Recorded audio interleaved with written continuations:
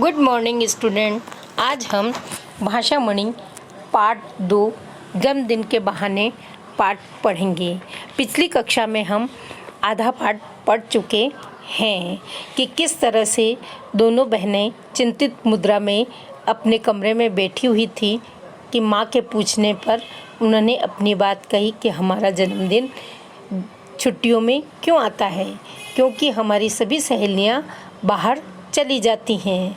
तब माँ ने उनकी समस्याओं को दूर करने के लिए कहा कि तुम्हारा जन्मदिन बहुत अच्छे से मनाएंगे जो यादगार बन जाए।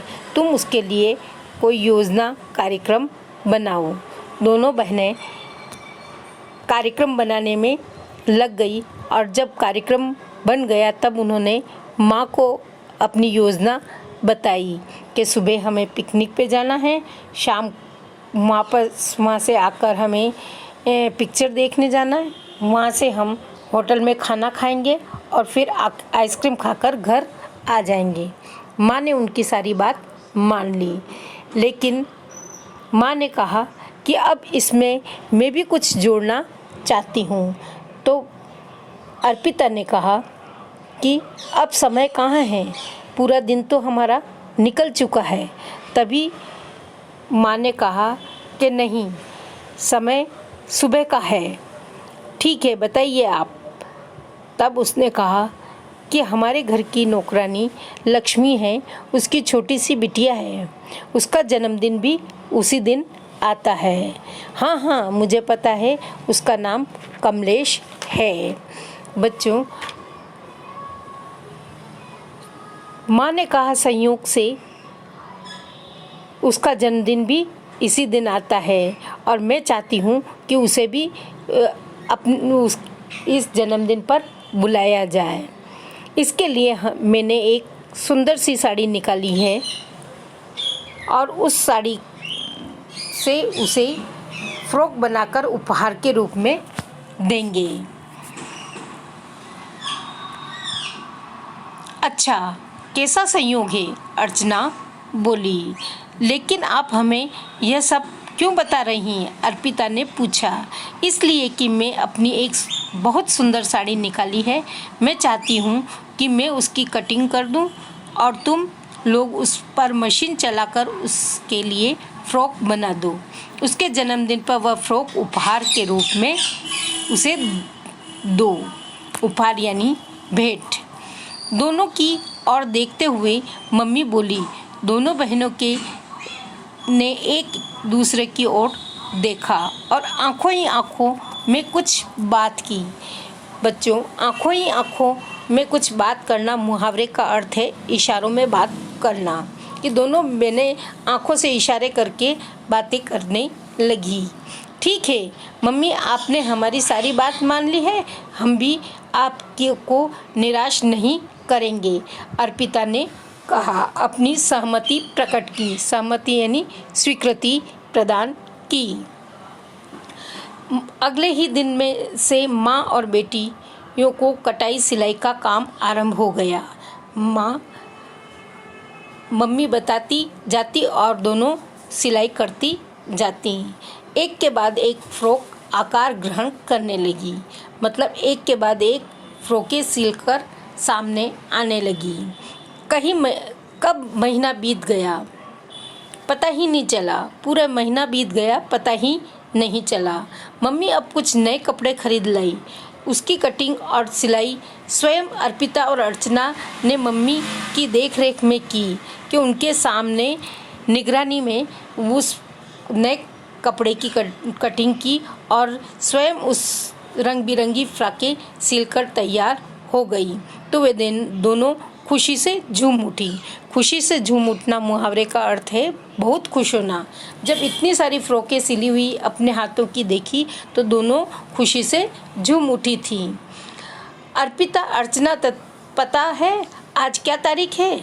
मम्मी ने बटन टांगते हुए बोला। अपने बिटिया से पूछा। अरे परसों तो हमारा जन्मदिन है। अर्चना चौंक उठी। कमाल है, 1.5 महीना निकल गया और पता ही नहीं चला, आश्चर्य से अर्पिता ने कहा। सच, इस बार तो छुट्टियों छुट्टियाँ ऐसी बीत गईं कि समय का पता ही नहीं चला। अर्चना बोली तो सभी खिलखिला कर हंस पड़े।